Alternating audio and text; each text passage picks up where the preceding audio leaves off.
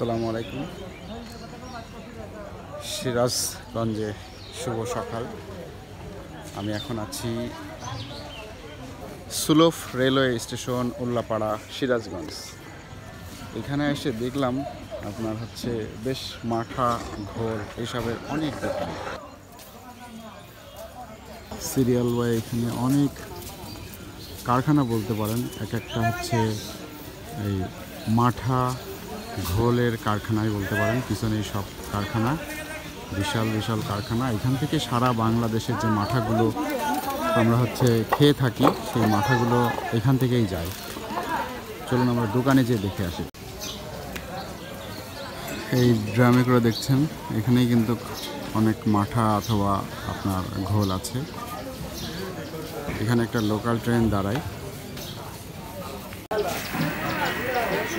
একটা ভ্যানে করে উনি চলে গেল মাল নিয়ে। ওনারা প্যাকেট করতেছে, আর ওনারা হচ্ছে এটা হচ্ছে ঘোল, আর এই পাশেটা হচ্ছে মাঠা।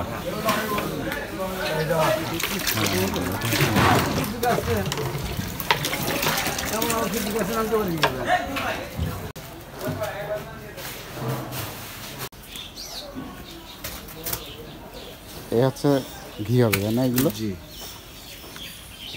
এটা কি বলে আপনার? এটাকে বলি মাখন। এইটাই সে মাখন, তাই না? জি, এটা হচ্ছে দুধের সর, উপরে যে সর থাকে ওইটা টানার পরে এটা তৈরি। ওইগুলো টানেন কখন আপনারা?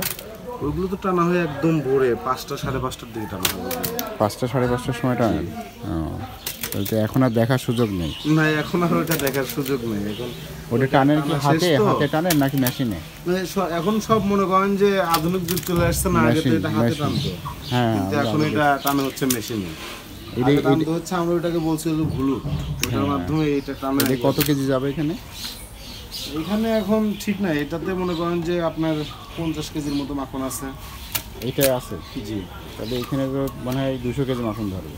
না, 200 কেজি অত যাবে না, এখানে 130 থেকে 40 কেজি যাবে মাখন। সাদা ঢাকায় পাঠানো হচ্ছে সাদাগুলো? পাঠাই ওটা পাঠাই, আমি পাঠাই।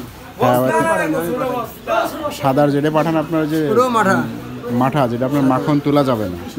মাখন না, এইটু মাখন তোলা যাবে না। এইটা হচ্ছে মাখন তোলা যাবে, আপনারা তুলে নিয়ে পারবেন হলে যায়। হ্যাঁ, এর মধ্যে আছে ঘি, আছে আর মধ্যে ঘি আছে। আর যেটা আমরা কম দামে পাঠাবো ওটার মধ্যে ঘি নাই, ঘি নাই, আল্লাহ নাই। ওটা আপনারা তুলে নেন অলরেডি? হ্যাঁ, ওটা তুলে নিয়ে কম দাম দেয়, কারণ ওগুলো তো রেট কমের জন্য আপনারা হচ্ছে বলেই দিছি। হ্যাঁ হ্যাঁ, তাহলে ও আবার আপনাদের কম দামে বেচে, তাহলে আমার তো ঘি তুলে হালাতেন, আমার ঘি দরকার নাই। হ্যাঁ, বুঝতে পারছি। মানুষের খালি চর্বি আছে, এই চর্বির কারণে ওরা ঘি খাবো না। আর চর্বির দরকার নেই, শুধু মাঠাই খাক। মাঠাই টক মাঠা খায়, টক মাঠা, ওটা টক মাঠা। অল্প করে তুলুন, একেবারে অল্প করে তুলুন, একেবারে অল্প। এদের ভিতরে আপনার ইয়ে আছে, এর মধ্যে ঘি আছে বাবা, খাও আর স্বাদ আলাদা। খাও খাও খাও। এই মাঠার জগতে এসে, মাঠা আসলে আমরা জানতামই না যে মাঠা হচ্ছে 2 রকম হয়। একটা আপনার হচ্ছে ঘি, এর পুরো বললো আর কি, যে এইটা যদি ঘি টানা হয় তাহলে হচ্ছে এখান থেকে ঘি আসবে। আর আরেকটা, সেটা হচ্ছে দাম কম, সেটা একটু টক টক লাগে, সেইটা আপনার হচ্ছে ঘি তোলা যাবে না, ওইটার দাম একটু কম পড়বে। আর হচ্ছে পাইকারি নিলে, আর এইটার দাম হচ্ছে একটু বেশি পড়বে, কম রাখতে পারবে না। টেস্ট করে দেখি, বিসমিল্লাহ।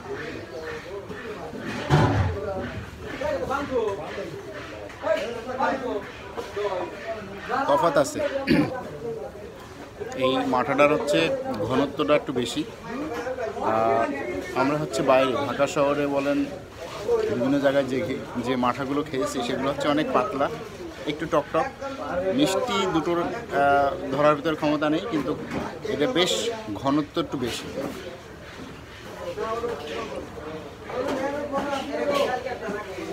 এদের ঘনত্ব একটু বেশি, টেস্ট আছে। বিভিন্ন খামার থেকে পিকআপ যোগে, ভ্যান যোগে এভাবেই দুধ আসতে থাকে। প্রথমে দুধগুলো নিয়ে একটা মেশিনের ভিতরে দেয়। এই যে দেখতে পাচ্ছেন একটা মেশিন, এগুলো হচ্ছে আপনার দুধগুলো প্রথমে এভাবে ছাঁকনি দিয়ে ছেঁকে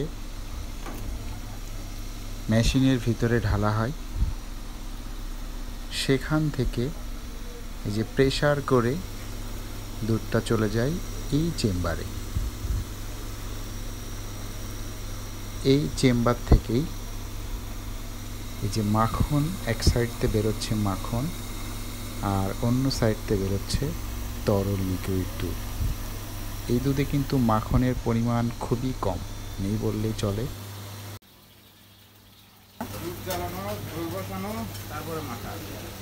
দুধ জ্বলায় দই বসায় তারপরে মাঠা।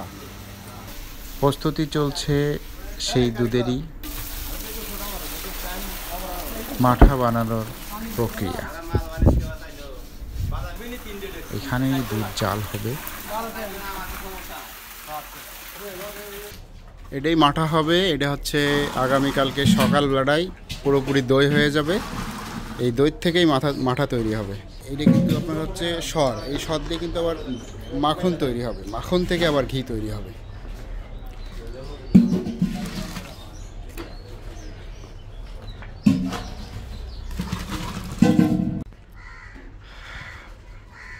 এই যে হাঁড়িতে করে নিয়ে আসতেছে, এগুলো কিন্তু সবগুলোই দই হবে। এই ওনারা নিয়ে আসে, এখানে রাখবে সিরিয়াল বাই। তারপরে এই যে পানি দেখতে পাচ্ছেন, এই পানির ভিতরে সুন্দর করে হাঁড়িগুলো সব ভাসিয়ে দেবে। দিয়ে গেলে এগুলো ঠান্ডা হয়ে গেলে এতে বীজ দেওয়া হবে। বীজ দেওয়ার পরে এগুলো দই হয়ে যাবে। সব দই হয়ে গেলে এগুলো সকালবেলায় আবার সুন্দর করে ফাটাবে মেশিনের মাধ্যমে। ফাটায় বরফ দিয়ে দিলে মাঠা হয়ে গেল। ওটা হচ্ছে সর। না না, ওটা থেকে দেওয়া। এই তো দেয়, তারপরে এটা ময়লা আছে, ওই ময়লা নেই, ধর ময়লা আছে। এরা আসলে কোনোদিন খায় থাকে না, আজকে চারজন মানুষ না, ওই যে ভাই যে খাবি সেই খাবি। আমি আবার দেখলাম যে খাবে কিভাবে লাগবে না।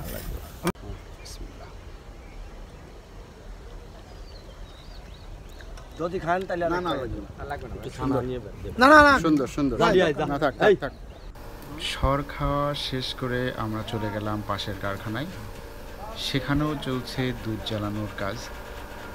এই দুধগুলো মূলত ছানা কাটা হবে।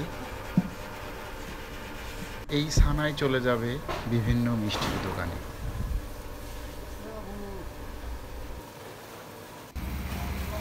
আচ্ছা ভাই, এইটা কি হবে? হ্যাঁ, ওই ছানা তো হয়ে গেল। এবার ছানা দিয়ে কি করবেন? ও, এই শুধু ছানায় চলে যাবে ওখানে? চলে যাবে, ওরা ছানা দিয়ে মিষ্টি বানাবে, তাই তো?